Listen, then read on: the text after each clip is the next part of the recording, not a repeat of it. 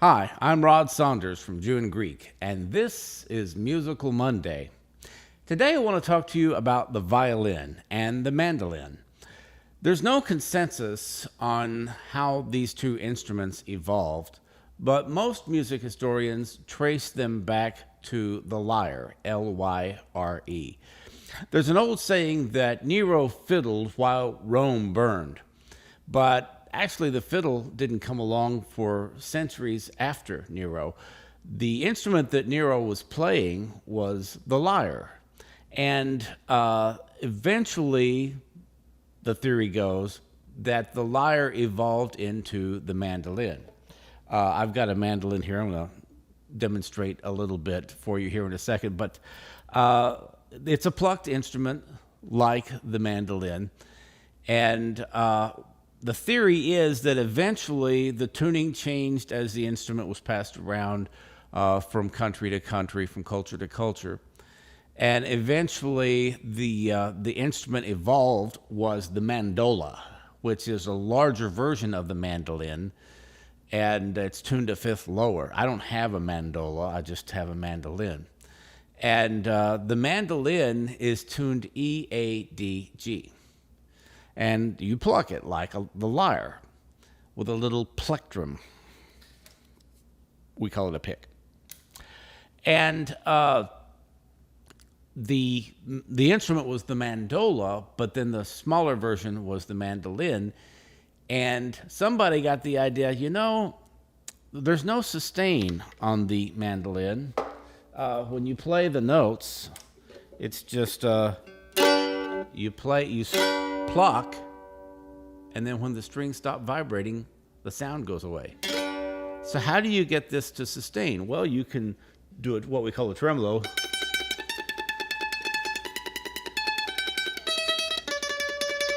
But that's a lot of work, and it's not a smooth tone. It's broken up into all those different strokes.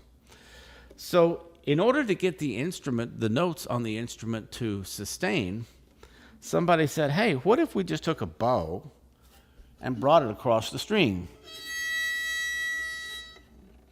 Now, you can do that, but the problem is the fingerboard is flat. So you can only get the bow across this string or this one. If you try to do the ones in the middle, you're going to play all of them. So somebody got the idea, well, what if we curved the fingerboard, and then we could play all these notes independently. And that worked. But then they said, well, it'd be nice if we could get some vibrato. You can't really do vibrato very well with frets. So they took the frets off. And now they could bring the bow across the strings and get some vibrato. And it's tuned just the same. We'll do the same thing on the mandolin here.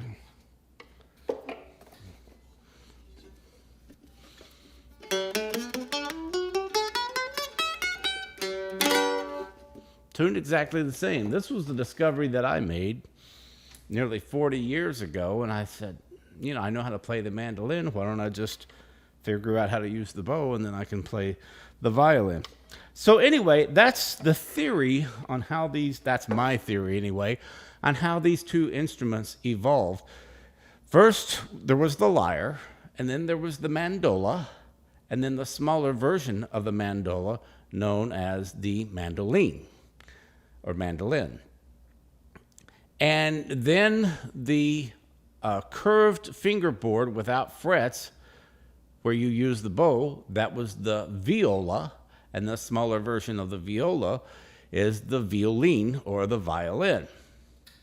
And so eventually they both became separate instruments, similar in tuning and size, but totally different in how you play them and the music composed for the two instruments.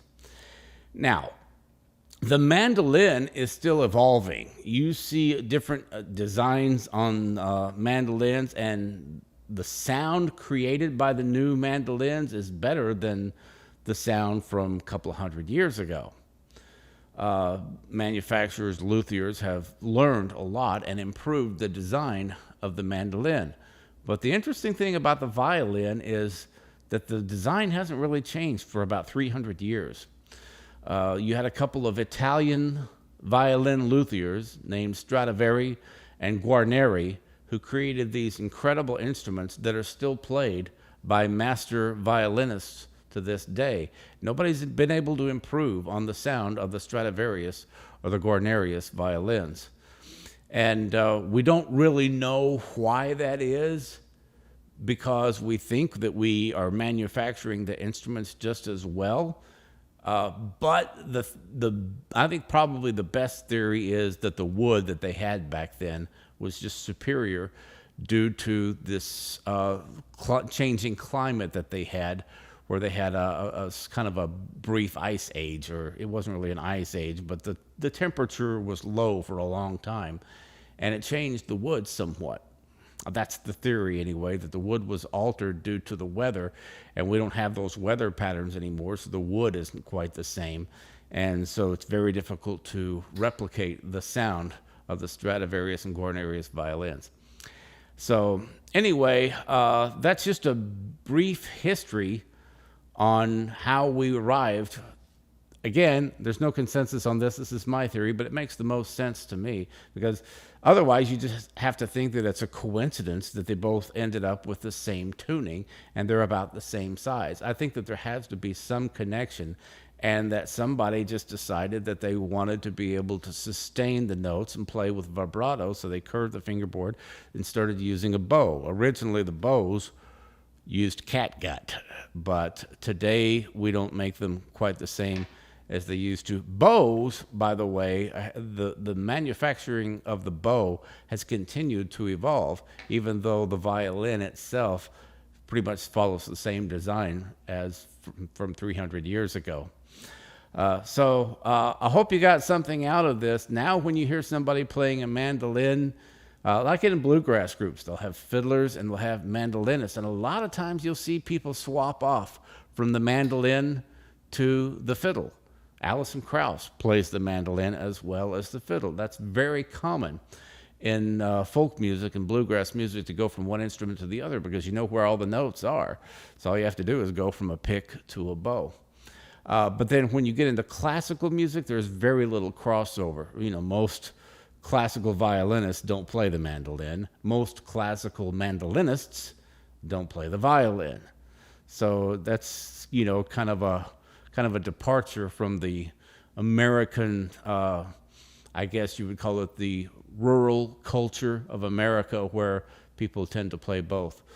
So I love both instruments, and I love bluegrass music and folk music, and that's why I've always been fascinated by the similarity between the instruments. And I wanted to find out what the true story on it was, and that's the best theory that I can come up with. So I hope you got something out of this. We'll see you in the next Musical Monday. God bless.